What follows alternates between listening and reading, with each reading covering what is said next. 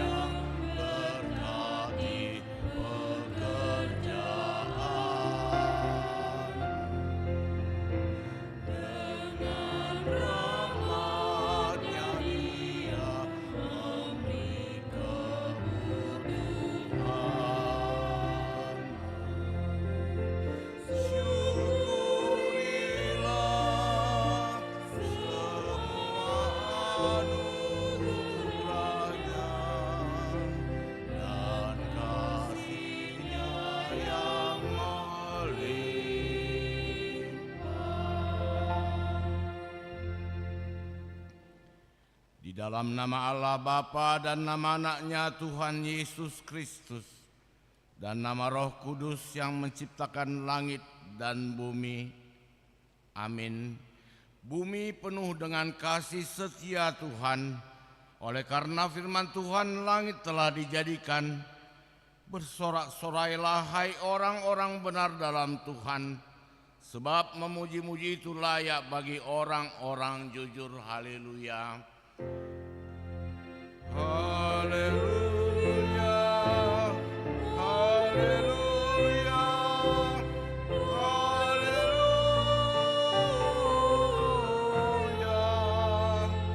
Marilah kita berdoa.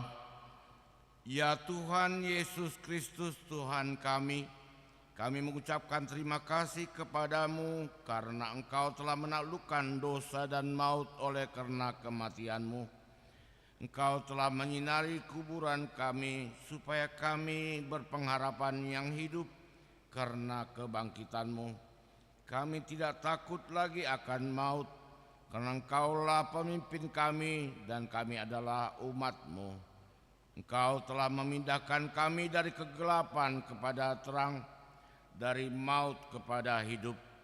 Oleh sebab itu berilah kekuatan bagi kami memuji Engkau di dalam iman hingga kemudian kami berada di sisi-Mu. Amin.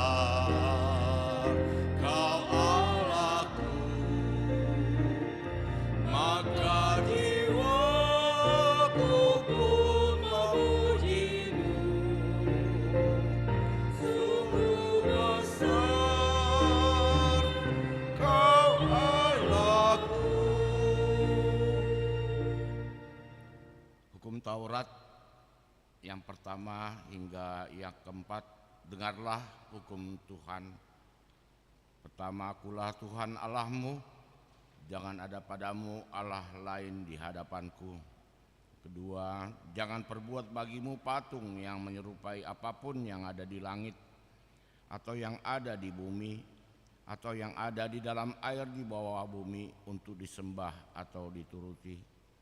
Ketiga, jangan menyebut nama Tuhan Allahmu dengan sembarangan, sebab Tuhan akan menghukum orang yang menyia-nyiakan namanya. Keempat, ingat dan kuduskanlah hari Sabat. 6 hari lamanya engkau akan bekerja dan melakukan segala pekerjaanmu. Tetapi hari ketujuh adalah hari Sabat Tuhan Allahmu. Maka jangan melakukan sesuatu pekerjaan, engkau atau anakmu laki-laki atau anakmu perempuan, atau hambamu laki-laki atau hambamu perempuan, atau hewanmu, atau orang asing yang berada di tempat kediamanmu. Sebab pada 6 hari lamanya Tuhan menjadikan langit dan bumi, laut dan segala isinya, dan ia berhenti pada hari yang ketujuh. Itulah sebabnya Tuhan memberkati hari Sabat dan menguduskannya. Demikian hukum Taurat. Marilah kita mohon kekuatan dari Tuhan Allah untuk melakukannya. Ya Tuhan Allah, kuatkanlah kami melakukan yang sesuai dengan hukum-Mu. Amin.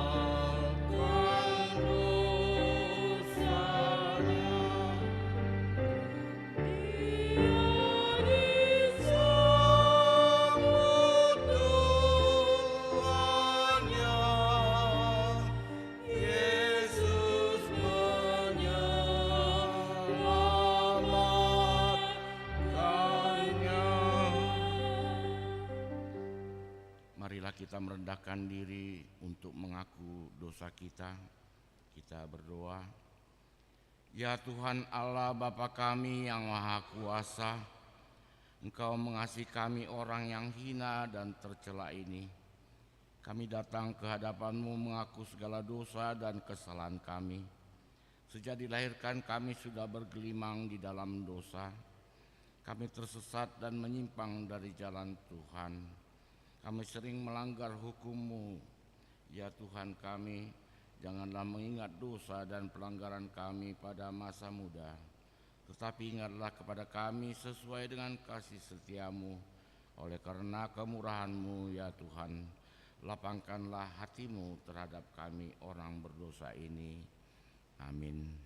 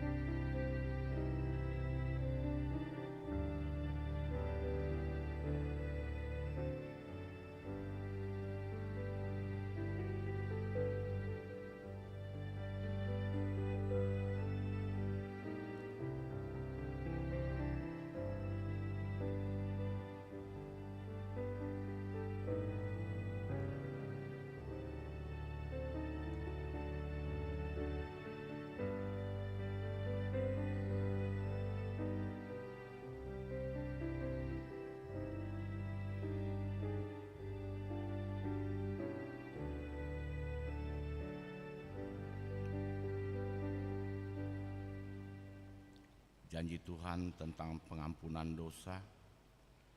Dia yang tidak mengenal dosa telah dibuatnya menjadi dosa karena kita, supaya dalam Dia kita dibenarkan oleh Allah. Kemuliaan bagi Allah di tempat yang maha tinggi. Amin.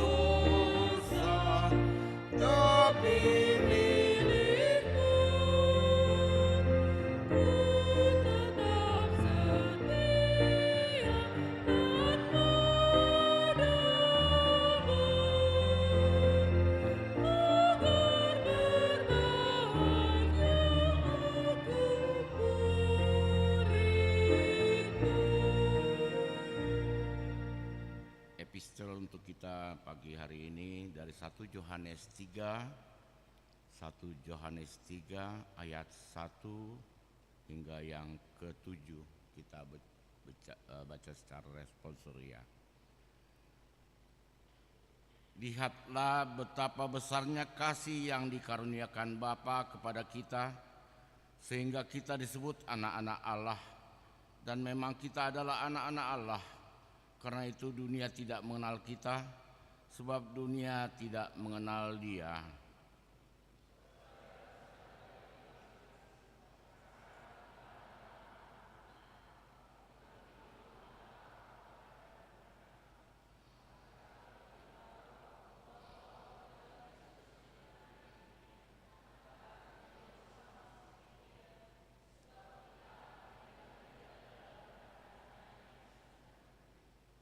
Setiap orang yang menaruh pengharapan itu kepadanya menyucikan diri sama seperti Dia yang telah suci.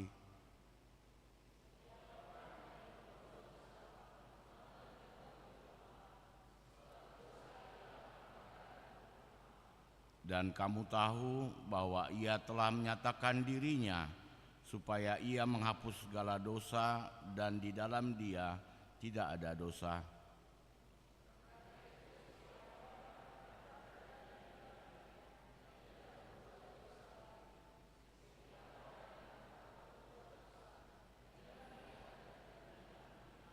Kita bersama-sama ayat 7.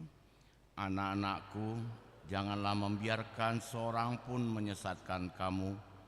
Barang siapa yang berbuat kebenaran adalah benar, sama seperti Kristus adalah benar. Demikianlah firman Tuhan. Berbahagialah orang yang mendengarkan firman Tuhan serta memeliharanya. Amin.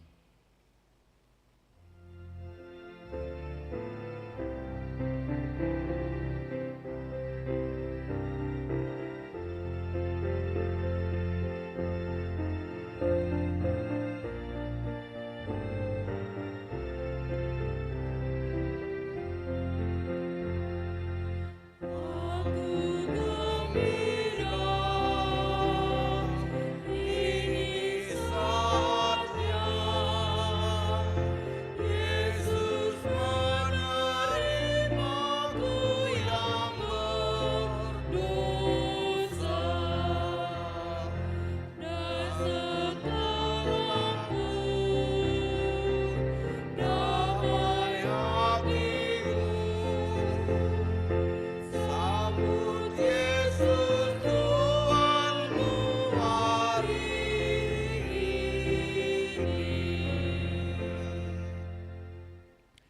Marilah kita bersama-sama mengaku iman kepercayaan kita sebagaimana teman-teman seiman di seluruh dunia. Kita bersama-sama mengucapkannya. Aku percaya kepada Allah, Bapa yang Maha Kuasa, Khalik langit dan bumi. Aku percaya kepada Yesus Kristus, Anaknya yang tunggal Tuhan kita, yang dikandung daripada Roh Kudus, lahir dari anak darah Maria, yang menderita sengsara di bawah pemerintahan Pontius Pilatus, disalibkan, mati, dan dikuburkan, yang turun ke dalam kerajaan maut. Pada hari yang ketiga, bangkit pula dari antara orang mati, naik ke surga, duduk sebelah kanan Allah, Bapa yang Maha Kuasa. Dari sana akan datang kelak untuk menghakimi orang yang hidup dan yang mati. Aku percaya kepada Roh Kudus dan adanya satu gereja yang kudus dan persekutuan orang kudus, pengampunan dosa, kebangkitan daging dan hidup yang kekal. Amin. Kita akan mendengarkan warta jemaat.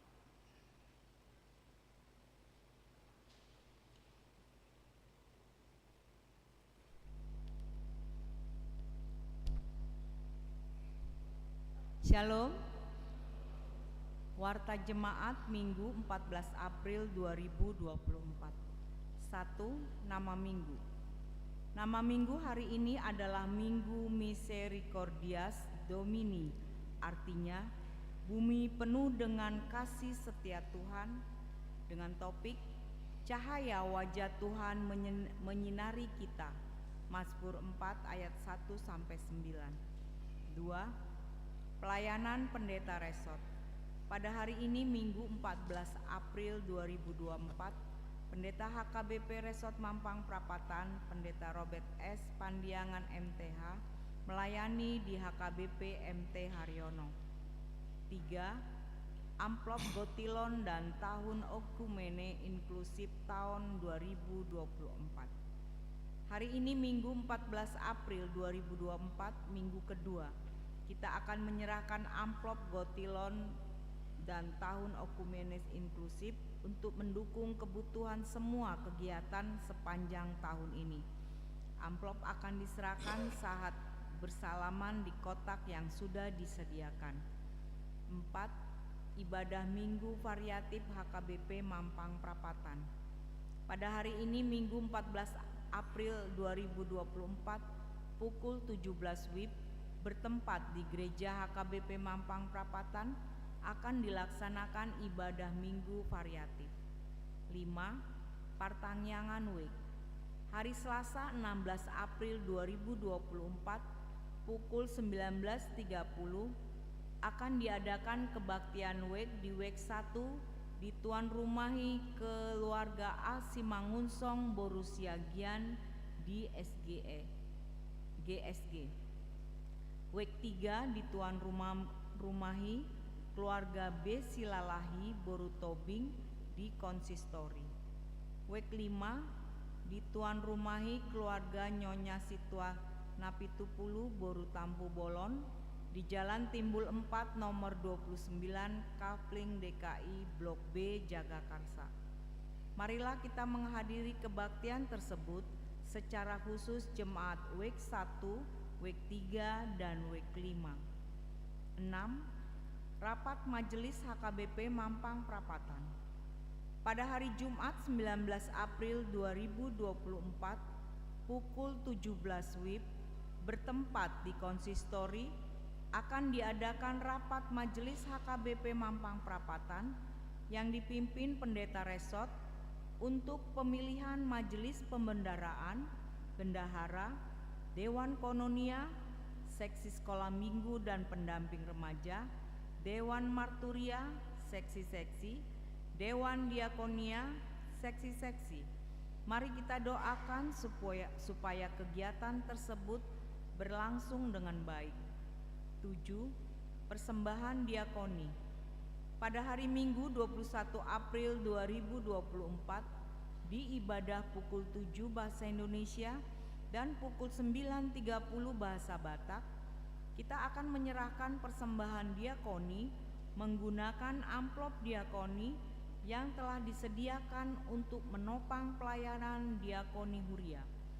Persembahan amplop diakoni diserahkan saat bersalaman setelah ibadah selesai.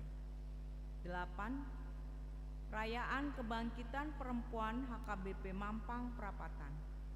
Sesuai hasil rapat Huria Minggu 17 Desember 2023, akan diadakan perayaan Kebangkitan Perempuan pada Minggu 21 April 2024. Adalah puncak perayaan Kebangkitan Perempuan dengan tema Yesus do Parmahan Nadenggan. Adapun kegiatan-kegiatan Praparheon sebagai berikut. Sabtu 4 Mei 2024, Seminar Wanita, How to Manage Your Money. Minggu 5 Mei 2024, Cek Kesehatan dan Latihan Pur. 9. Penjemaatan penggalangan dana Gotilon dan Tahun Okumene Inklusif. Dalam rangka mendukung kegiatan Gotilon dan Tahun Okumene Inklusif, akan diadakan penggalangan dana untuk dalam bentuk 1. Janji iman atau silua, 2. Silua kategorial, ama, perempuan, lansia, sekolah minggu, remaja, dan naposo. 3. Celengan atau tabungan untuk per kepala keluarga setiap week dan sekolah minggu serta remaja. 4. Amplop persembahan Gotilon dan Tahun Okumene Inklusif setiap warga jemaat. 5. Bazar, jadwal bazar terlampir. 6. Penataan ruang terbuka hijau kawasan gereja, penjualan pot dan tanaman. 7. Donatur, internal dan eksternal. 8. Merchandise dan iklan, yaitu payung, tumbler, kaos, pin distrik 8, pin emas, dan iklan berjalan. Untuk informasi lebih lanjut, panitia akan menjemaatkan ke pertangyangan, wek, dan kategorial. Jadwal terlampir. 10. Anak lahir. Hari Senin 8 April 2024 telah dikaruniakan seorang anak laki-laki di keluarga Riswandris Munte, Pendeta Suryani Ida Sihite, alamat Jalan Duren Bangka nomor 34, Duren 3, Wek 3. Ibu dan anak dalam keadaan sehat. 11. Penghiburan. Pada hari ini Minggu 14 April 2024 di gedung gereja setelah ibadah siang akan diadakan ibadah penghiburan bagi keluarga Esther Rotua Panjaitan karena meninggalnya Esther Rotua Panjaitan di hari yang lalu. Diharapkan kehadiran kita. 12. Warga jemaat sakit. Marilah kita bawa dalam doa warga jemaat kita yang sakit firman Tuhan. Serahkanlah hidupmu kepada Tuhan dan percayalah kepadanya dan ia akan bertindak. Mazmur 37 ayat 5. 13. Ulang tahun kelahiran.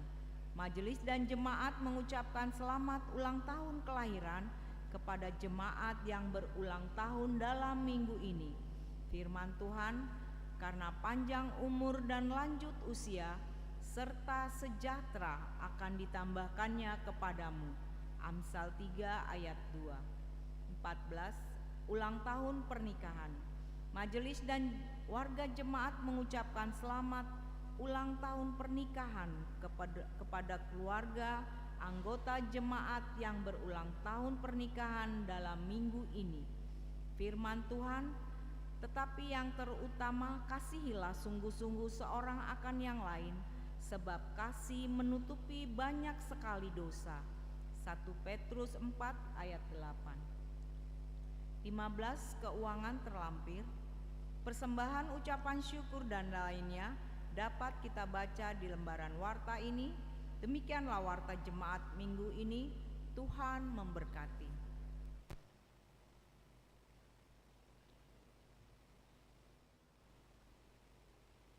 Kita akan mendengarkan KOR anak-anak kita remaja HKBP Mampang.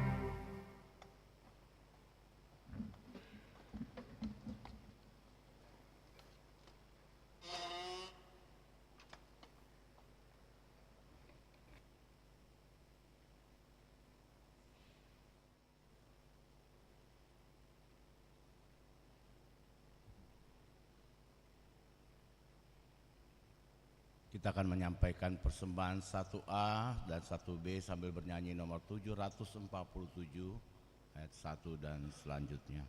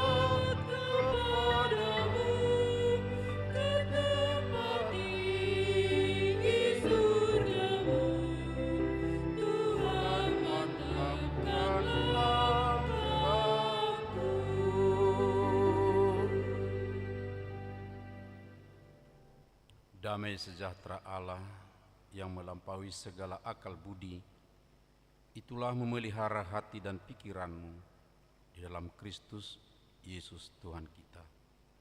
Amin. Shalom. Ini tampaknya saudara-saudara kita masih dalam perjalanan pulang dari liburan, sehingga yang biasanya kita agak ramai, tapi sekarang sedikit agak berkurang. Oleh karenanya tetap kita doakan saudara-saudara kita sehat kembali dari liburan masing-masing. Saudara-saudara yang dikasihi oleh Tuhan Yesus Kristus, firman Tuhan untuk kita pada minggu hari ini di Minggu Misericordias Domini adalah dari kitab Mazmur di pasal yang keempat ayat 1 sampai ayat 9.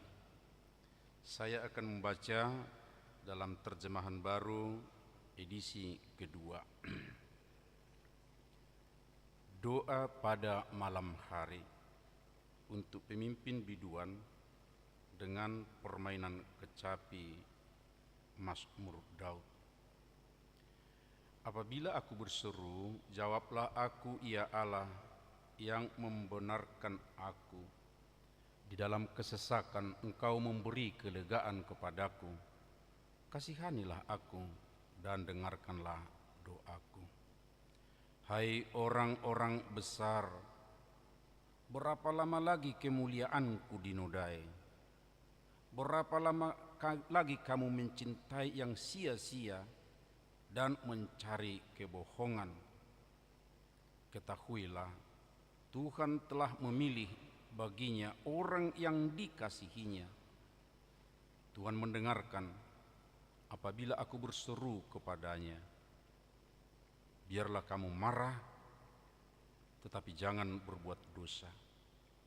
Berkata-katalah dalam hatimu di tempat tidurmu, tetapi tetaplah diam. Persembahkanlah kurban yang layak dan percayalah kepada Tuhan. Banyak orang berkata, siapa yang akan memperlihatkan yang baik kepada kita? Biarlah cahaya wajah-Mu menyinari kami, ya Tuhan. Tetapi Engkau telah memberi sukacita dalam hatiku, melebihi sukacita ketika mereka kelimpahan gandum dan anggur. Dengan tenteram, aku mau membaringkan diri, lalu segera tidur. Sebab hanya Engkaulah, ya Tuhan, yang membuat aku hidup aman. Demikian pembacaan firman Tuhan. Saudara-saudaraku yang dikasihi oleh Tuhan Yesus Kristus, di cover warta jemaat kita pada hari ini diawali dengan ungkapan, ada saja orang yang tidak bisa tidur. Salah satu saya. Bukan karena kelebihan kafein atau kerja.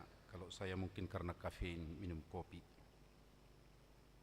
Hal yang membuatnya tidak bisa tidur adalah rentetan serangan penodaan nama dan goda agar mencintai kesia-siaan dan kebohongan. Saudara-saudaraku, kalau kata insomnia sering kita dengar, bahkan mungkin kita juga termasuk pengidapnya. Hari ini kita akan mendapatkan jawaban bagaimana kita bisa tidur dengan nyenyak. Sebab tidur itu memang sangat penting bagi setiap orang. Karenanya Tuhan telah menciptakan malam hari untuk manusia adalah untuk tidur. Sebagian besar makhluk hidup juga adalah untuk istirahat. Kecuali beberapa jenis makhluk hidup harus bekerja pada malam hari, seperti yang kita sering dengar burung yang seram matanya, burung hantu, atau juga jenis yang lain. Tapi Bapak Ibu Saudara, soal tidur saya pikir memang adalah hal yang perlu kita renungkan dan persiapkan dengan baik. Sebab ada catatan dari para ahli-ahli kesehatan. Kalau kita tidak tidur, maka akan banyak terganggu baik fisik kita, terutama juga pekerjaan kita. Karena dengan tidur tubuh kita bisa katanya melakukan perbaikan dari berbagai kerusakan jaringan sel yang terjadi akibat aktivitas atau kegiatan kita sehari-hari. Kerja perlu, tetapi kalau kita tidak ada istirahat apalagi tidur, maka ya jaringan sel yang sudah aktif selama kerja tidak akan diperbaiki sebab tidak ada istirahatnya. Tidur dibutuhkan bukan hanya karena kelelahan fisik, sebab ya dengan tidur sebenarnya bahwa kita sedang atau diri kita ini sedang memperbaiki termasuk otak, ya, bekerja untuk memerlukan tidur agak lebih lama dibanding dengan orang yang tidak bekerja. Artinya kalau dia seorang pekerja, ya, otak kita dibutuhkan lebih lama waktunya tidur untuk mengembalikan semua proses aktivitas kemampuannya dibanding dengan orang yang tidak bekerja.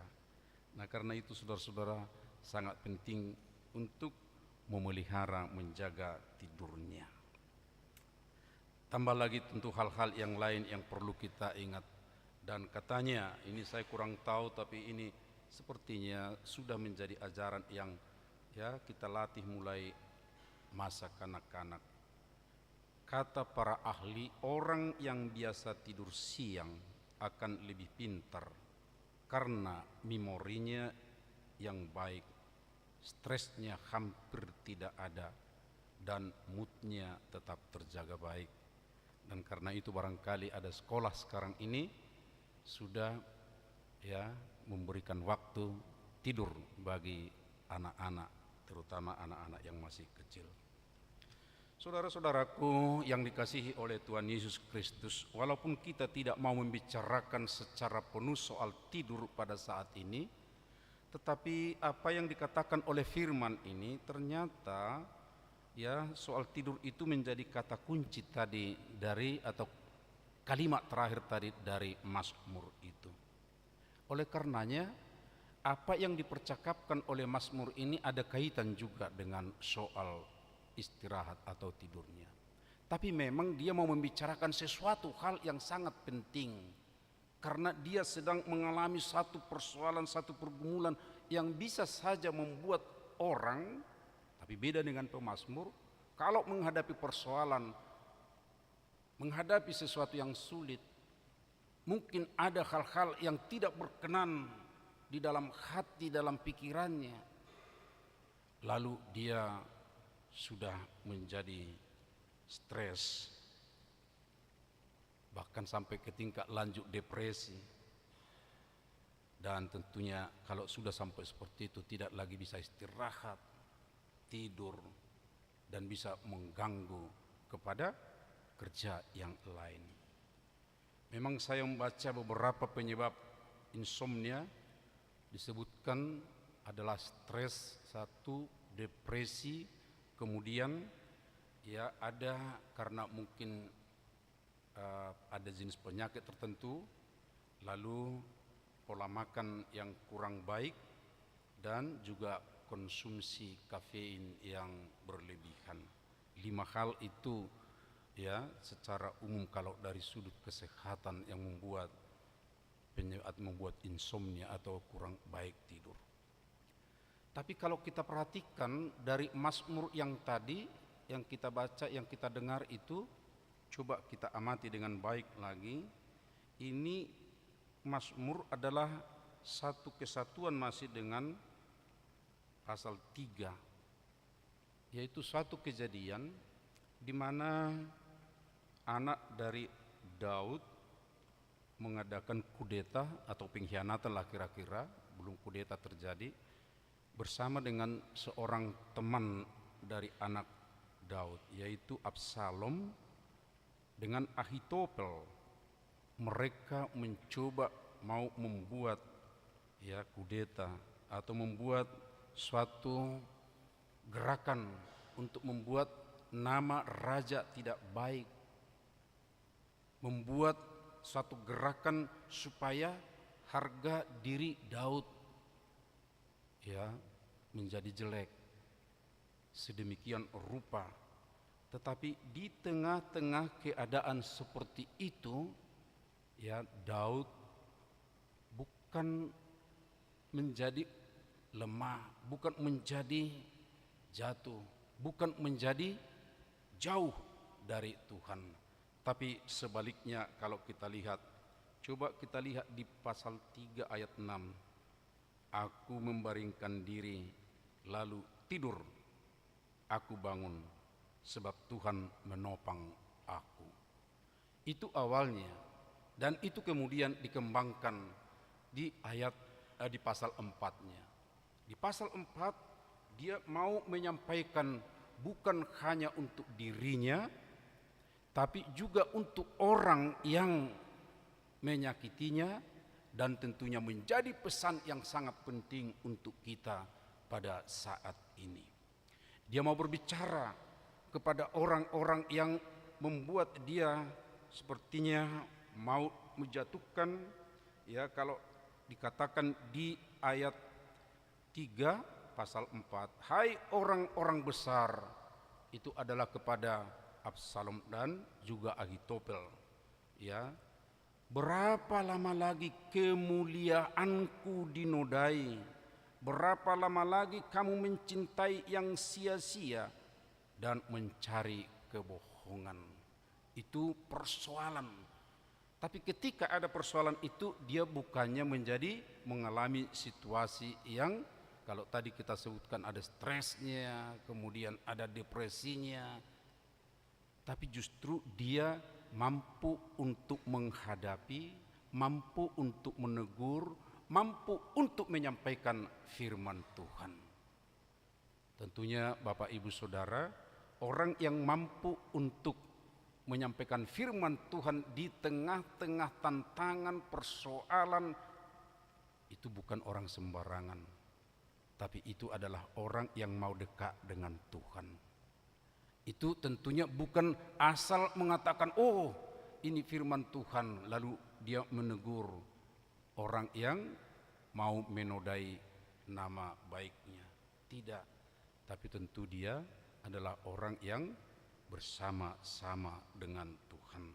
Dan oleh karena itulah kalau kita memperhatikan di sini beberapa hal yang sangat penting ketika dia menghadapi suatu tantangan, menghadapi suatu pergumulan yang berpotensi tentunya tadi membuat kurang tidur, sebab ada kaitannya di ayat yang terakhir itu soal tidur, tapi justru dia menghadapi dengan seruan-seruan yang teguh kepada Tuhan. Apabila aku berseru, jawablah aku, ya Allah, yang membenarkan aku. Ini pun perlu kita perhatikan dengan baik. Yang membenarkan aku, berarti ada yang tidak benar dalam diri Daud. Tapi dia katakan, Allah yang membenarkan aku. Apabila aku berseru, ya Allah yang membenarkan aku, jawablah aku. Pasti kita ingat apa yang dilakukan oleh Daud.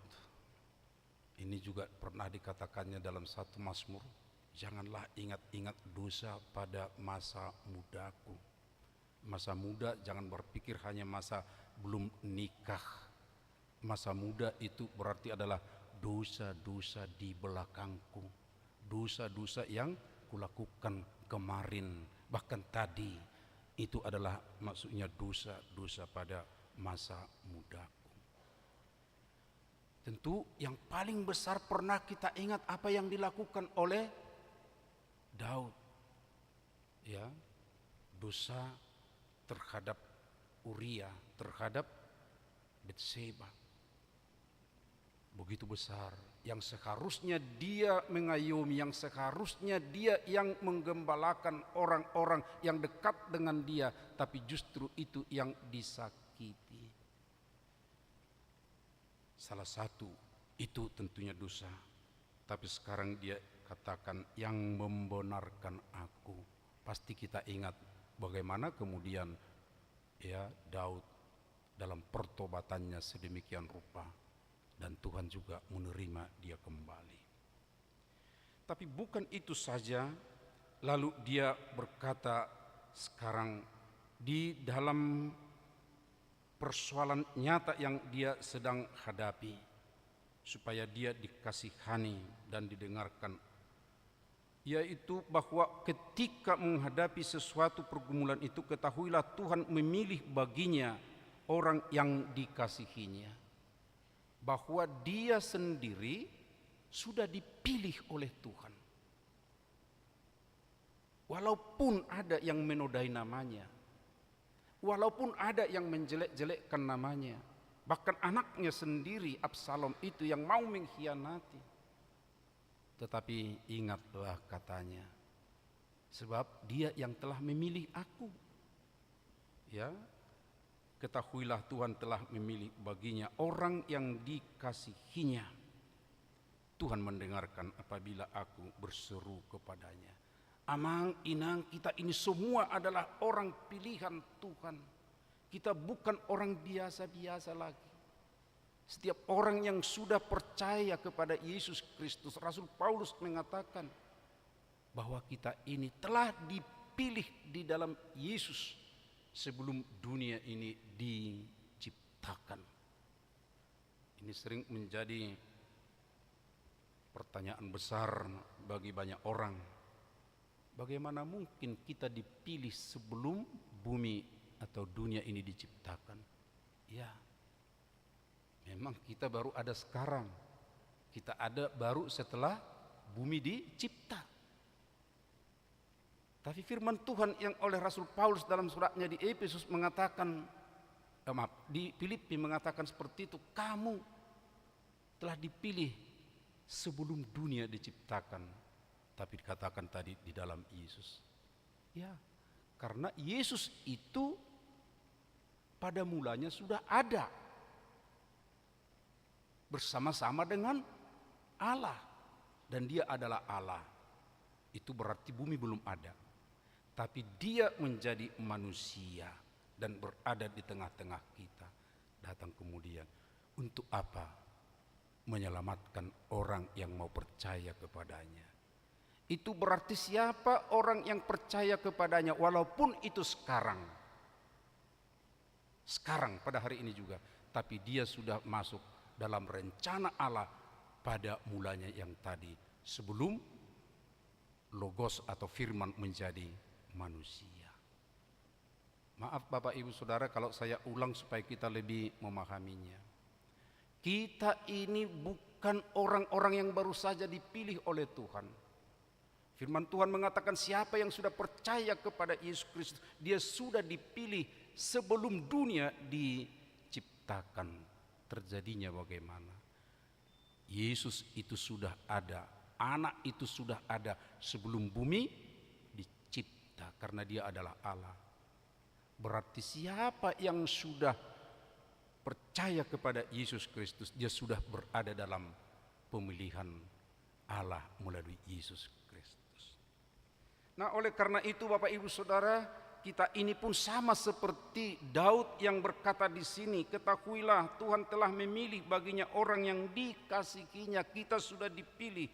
Tuhan mendengarkan apabila kita berseru kepadanya. Hanya kadang-kadang kita tidak ingat bahwa kita ini adalah orang-orang pilihan. Karena kita tidak mengingat bahwa kita orang-orang pilihan, kita anggap kita ini orang-orang masih orang biasa seperti yang lain-lain. Enggak, kita ini adalah orang yang berharga di hadapan Tuhan. Menarik sekali kalau kita menghubungkan dengan epistel dari 1 Yohanes pasal 3. Saya akan membaca berkaitan dengan Misericordias Domini, ya kasih karunia Tuhan, di ayat 1. Lihatlah betapa besarnya kasih yang dikaruniakan Bapa kepada kita, sehingga kita disebut anak-anak Allah. Karena besar kasih setia Tuhan, ya itulah anugerahnya, itulah berkatnya, Misericordias Domini, yang telah kita sebutkan bahwa bumi ini penuh dengan kasih setia Allah atau kasih setia Tuhan. Salah satu yang paling besar yaitu kita telah dipilih menjadi anak-anaknya. Amang, inang, saudaraku semuanya, kalau kita ini sudah menjadi anaknya, pasti perhatian Tuhan pun sangat khusus, spesial untuk kita. Seperti orang tua, katakanlah dulu seorang ibu waktu masih kecil terhadap anaknya, dia akan tetap peluk anaknya kalaupun ada guncangan di sekitarnya, kalaupun ada tantangan di sekitarnya. Tadi pagi saya mendengar satu cerita pengalaman hidup. Ini katanya di Jakarta terjadi, bahwa ada orang-orang naik sepeda motor sedemikian rupa, tiba-tiba datang hujan, lalu ada yang berteduh di kolong flyover, Tapi ada satu keluarga di situ mereka memasang jas hujannya. Tapi ada satu keluarga lewat tak berada di situ. Si ayah yang bawa motor, si ibu di belakang, lalu di tengah ada anaknya. Tapi melihat situasinya, si anak bisa tertidur sedemikian rupa dalam pelukan mamanya, walaupun ada hujan. Ya, tentunya karena tadi banyak kendaraan di flyover itu juga di kolongnya itu. Dia bisa tenang tidur. Lalu itu diberi pemahaman, seperti itulah kita juga anak Allah. Dia akan menggendong kita. Dia akan memelihara kita. Walaupun ada di sekitarnya tantangan seperti yang dialami oleh Daud di sini. Aku adalah pilihan, aku adalah anaknya. Kasih karunia Tuhan besar, sehingga aku akan merasa nyaman. Bukan berarti persoalan tidak diselesaikan. Kita tahu bagaimana Daud kemudian tetap bisa bertahan sedemikian rupa memimpin umat Israel raya. Tapi itu dia katakan bukan karena kemampuannya lagi, tapi itu adalah karena pemeliharaan Tuhan dalam kehidupannya. Dia berkata seperti ini dan tentu dia juga lakukan. Biarlah kamu marah, tetapi jangan berbuat dosa. Amang Inang, coba kita mengingat-ingat dulu, bisa enggak kita marah tanpa dosa? Atau kita balik, apakah ibu, bapak kalau marah diikuti dengan dosa? Saya marah dalam hati saya melihat anak saya karena perlakuannya tidak baik. Lalu saya ucapkan kata-kata keras, menurunkan harga dirinya, atau menganggap tidak ada pribadinya. Kau bodoh, kau tolol, kau tidak tahu apa-apa. Bahkan ada juga mungkin seperti sering kita lihat pengumuman di koran, sejak hari ini kami tidak lagi mengakui si Polan anak kami. Woi, kalau sampai perbuatan seperti itu, ingat loh Amang Inang, anak itu adalah anugerah Tuhan yang diberikan Tuhan. Benar ada tantangan, ada pergumulan untuk mendidik anak, tapi jangan sampai berdosa mengatakan tidak atau setelah putus hubungan. Ini bisa kita hubungkan dengan hal-hal yang terkait dengan itu. Ketika kita sudah meniadakan, itu berarti Tuhan yang kita tiadakan, sebab Tuhan yang menganugerahkan dalam kehidupan kita. Karena itu, kalaupun marah, ya pakailah kata-kata yang tetap menghargai dia sebagai manusia. Ya, saya kesal dengan perbuatanmu, bisa enggak lebih baik lagi? Saya kecewa dengan apa yang kamu lakukan, bisa enggak diperbaiki lagi?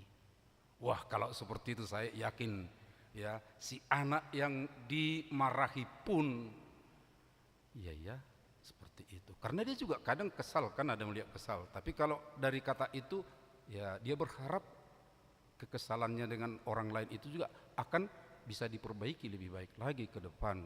Ya kalau dia sudah terbiasa dengan didikan seperti itu. Bapak Ibu Saudaraku, ini jadi teringat. Ini ada pendidikan yang keras dalam kehidupan kita, mendidik anak-anak. Terkenal kita mendidik dengan rotan. Ya, tapi di Jakarta mulai saya pikir tidak lagi seperti itu ya. Tapi saya masih mengalami itu. Rotan dalam arti fisik, rotannya selalu ada tersedia. Ya, kalau ibu masih ingat bagaimana ya rumah tradisional kita, ya di sini ada tempat masak sedemikian rupa di daerah yang agak dingin. Lalu kadang-kadang ya kalau kedinginan di situ di pagi hari itu berdiam dekat perapian. Tapi di atas sini sudah ada biasanya lidi. Lidi untuk apa? Ya kalau tiba-tiba ada amarah si bapak, itu langsung lidi. Nah gitu kira-kira. Tapi dia katakan itu, oh itu dari Amsal. Sebab Amsal mengatakan ya harus ada rotan untuk mendidik anak. Oh iya. Tapi kita juga harus ingat tangan jempol Tuhan juga ada. Jempol Tuhan mengacungi sedemikian rupa. Katakan dengan jempolmu kepada anak yang baik, berprestasi baik, atau berperlakuan baik.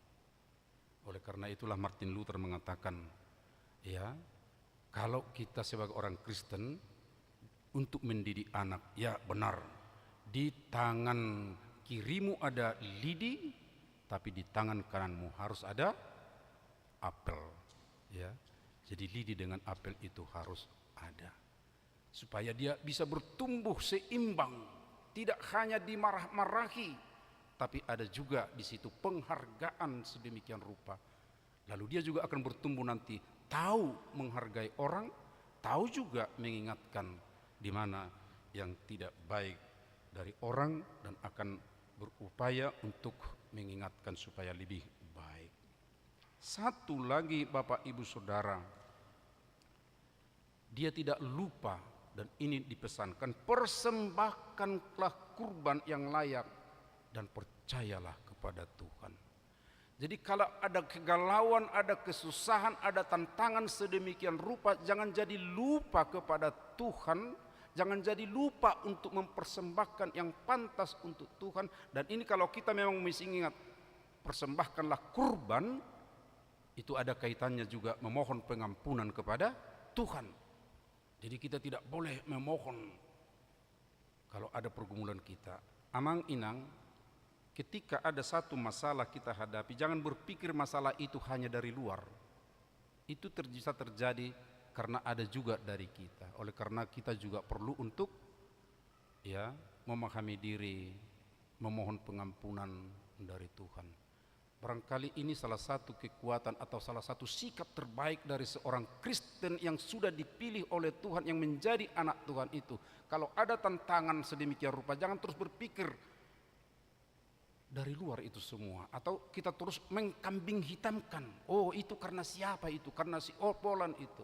Tapi lihat dulu, ya saya juga ada kelemahan, jangan-jangan jam saya yang salah, waktu saya datang kurang pas lalu saya dimarahin misal, atau waktu saya kurang pas sehingga terjadi seperti ini, ya jam makan saya mungkin membuat saya kurang sehat.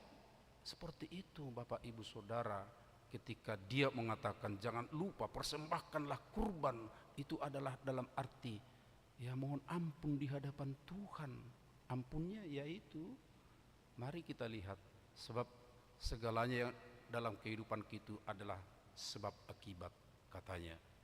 Ya, kalau terjadi seperti jangan berpikir hanya dari luar, tapi mungkin juga dari diri kita sendiri. Karena itu Bapak Ibu Saudara, ketika kita memahami seperti itu, lalu kita melakukan dengan baik tadi, ya bahwa kita mengingat kita ini adalah anak Allah, kita adalah pilihan dan kasih-Nya tetap, dan kita kemudian tetap berserah kepadanya. Lalu apa katanya? Ya, di ayat 7 banyak orang berkata, wah ini mungkin di sekitar, wah udah mampus dia, tidak ada lagi pertolongan, sudah mau jatuh dia. Itu mungkin omongan orang. Siapa yang akan memperlihatkan yang baik kepada kita? Itu mungkin kata orang. Tapi ada satu apa itu? Katakan, biarlah cahaya wajah-Mu menyinari kami ya Tuhan. Ini yang menjadi topik minggu kita. Dalam situasi yang seperti itu, dia merindukan dan dia tahu ada cahaya wajah Tuhan yang menyinari orang-orang pilihan, anak-anak Allah itu. Amang inang, karena kita setiap minggu beribadah di gereja, di bagian akhir ibadah kita ada berkat yang kita terima. Dan berkat itu bukan sembarang berkat.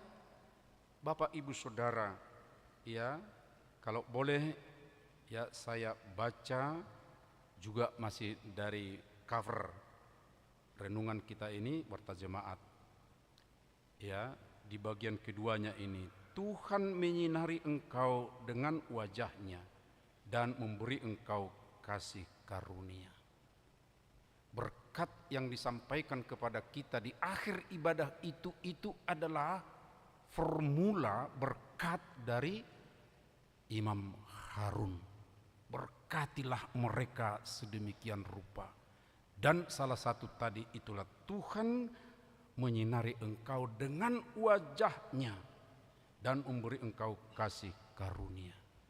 Jika kita membuka Lukas 1 ayat 79, sinar itu disebutkan di situ menuntun langkah kita kepada damai sejahtera.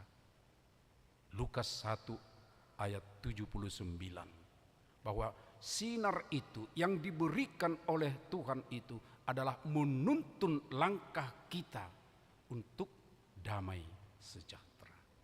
Dan itulah yang dikatakan dan dirasakan oleh Daud menurut Mazmur ini, sebab katanya kembali ke tidur. Dengan tenteram aku mau membaringkan diri, lalu segera tidur. Sebab hanya Engkaulah yang Tuhan yang membuat aku hidup. Enak, walaupun tadi ada tantangan pergaulan, tapi karena dia tahu ada Tuhan, dia setia tetap kepada Tuhan, tidak menjauhkan diri, tidak mencari sesuatu yang menjadi pelarian, bukan, atau mengkambing hitamkan orang lain, tidak. Dan dia tidak mempersalahkan orang, tapi dia juga melihat bahwa di dirinya mungkin ada yang kurang.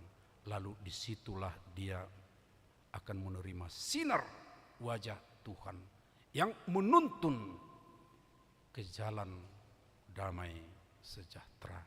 Lalu dikatakan tidur nyenyak dengan cukup, maka dia juga akan sehat, pikiran juga akan jernih. Dan ketika jernih tentunya kinerjanya pun akan bagus. Mohon maaf Amang Inang kalau ini kita angkat sedikit ya. Beberapa kecelakaan yang kita dengar akhir-akhir ini, sopirnya adalah karena kurang tidur. Lalu ketika nyetir sedemikian rupa, ya saya juga pernah mengalami, kita juga mungkin yang biasa jalan panjang ya, pernah itu tertidur sebentar, wah. Tapi saya juga sudah lihat perjalanan Medan ke Medan Pekanbaru, saya lihat ada mobil di sawah-sawah seperti itu. Kok bisa mobil sampai di sana? Ini kira-kira pukul 3 subuh ya, 3. Kok bisa mobil di sana? Lalu saya hampiri, saya benar istirahat, hampiri, saya tanya, kenapa di sini ibu-ibu? Oh itulah Pak, mobil kami udah di sana katanya. Ngapain di situ mobil?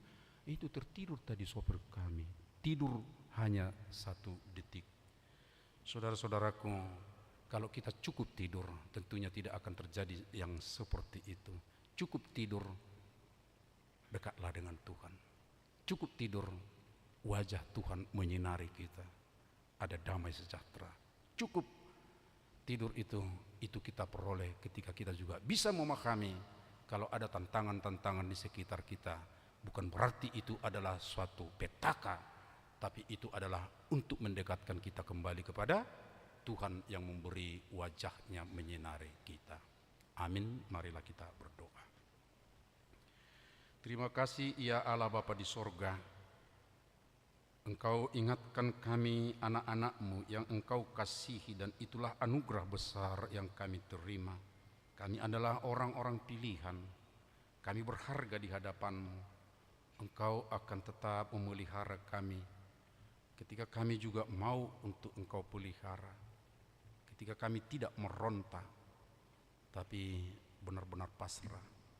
Terima kasih ya Bapa, biarlah seperti hamba-Mu dulu Daud, boleh kami rasakan juga nikmatnya di tengah-tengah banyaknya tantangan pergumulan di sekitar kami, apapun kejadian.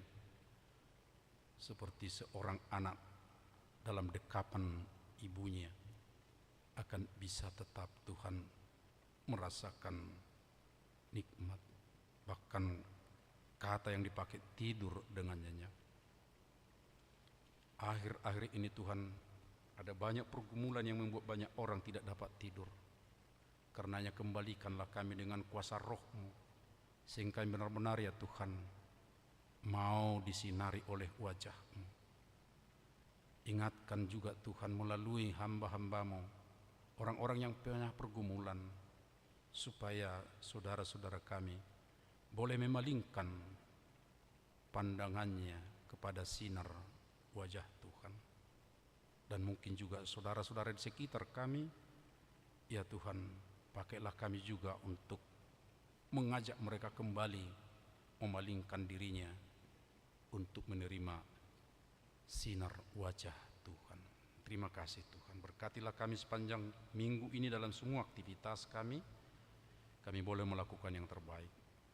Berkatilah juga ya Tuhan program-program kerja yang kami lakukan, baik seksi demikian juga week, untuk membina persekutuan yang baik, persekutuan yang akrab bagi kami semua warga jemaat sesuai dengan kategorinya dan juga weeknya.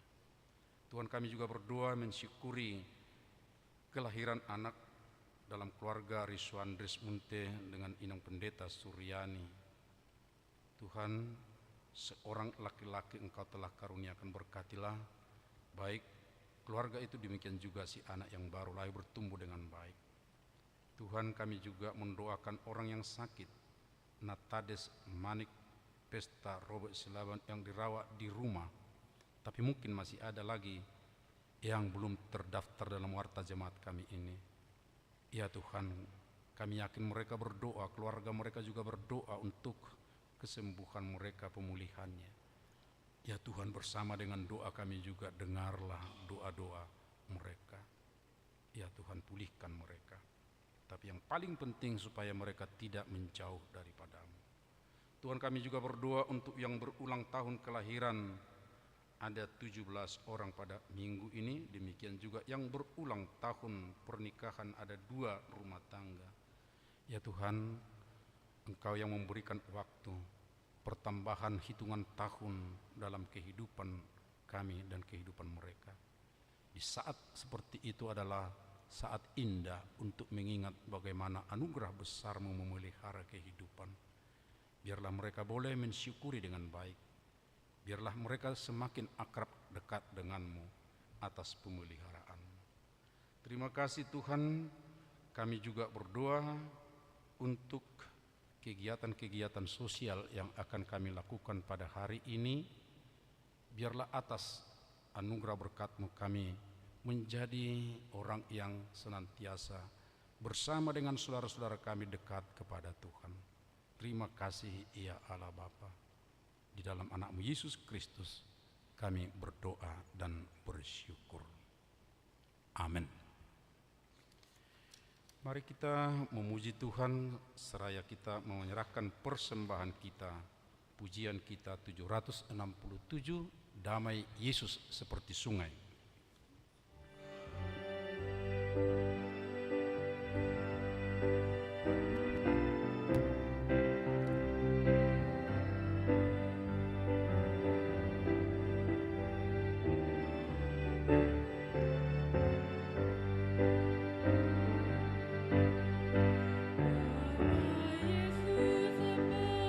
Yesus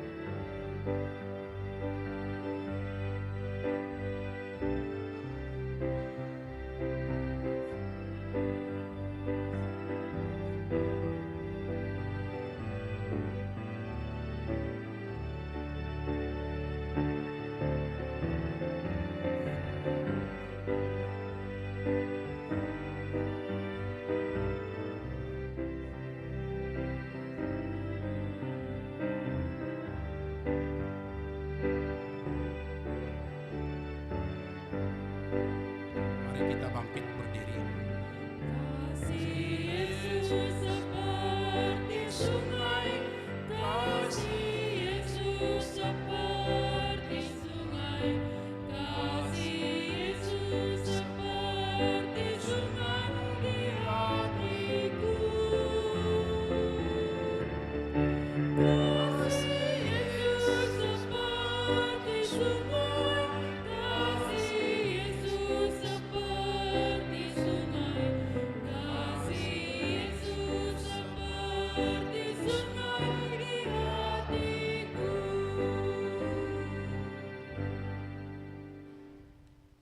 Marilah kita berdoa untuk menyerahkan persembahan kita kepada Tuhan.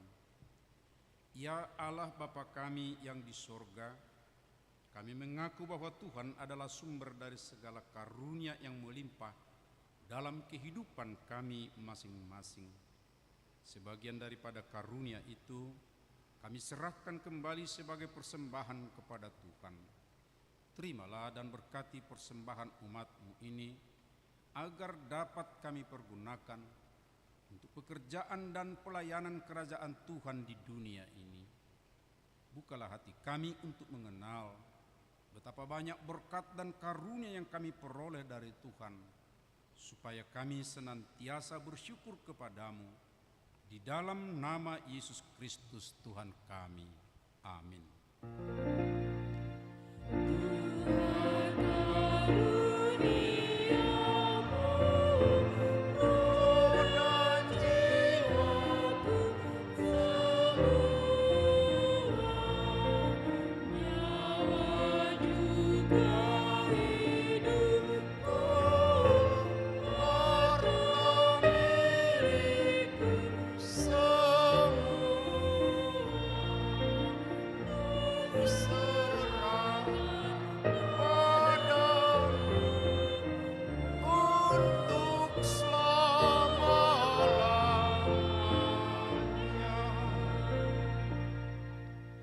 Bapa kami yang di sorga, dikuduskanlah namamu, datanglah kerajaan-Mu, jadilah kehendak-Mu di bumi seperti di sorga. Berikanlah kami pada hari ini makanan kami yang secukupnya, dan ampunilah kami akan kesalahan kami, seperti kami juga telah mengampuni orang yang bersalah kepada kami. Dan janganlah membawa kami ke dalam pencobaan, tetapi lepaskanlah kami daripada yang jahat.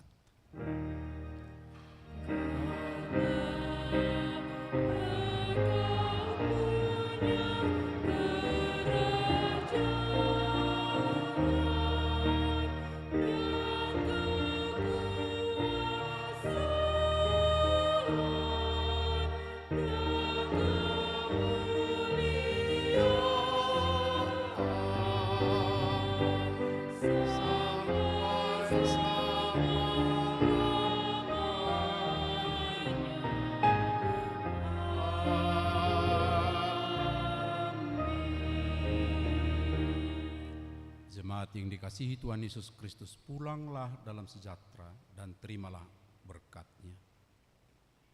Tuhan memberkati engkau dan melindungi engkau. Tuhan menyinari engkau dengan wajah-Nya dan memberi engkau kasih karunia. Tuhan menghadapkan wajah-Nya kepadamu dan memberi engkau damai sejahtera.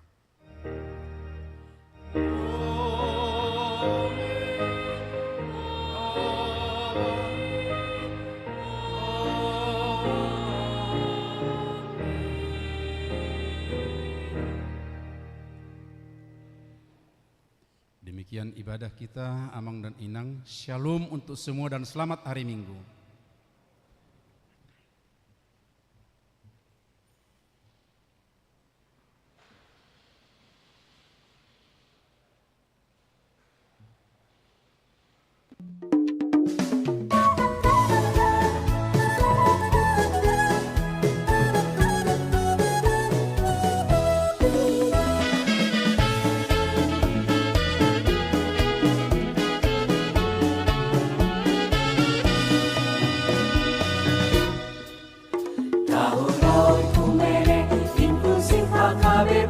Proaktif menghadirkan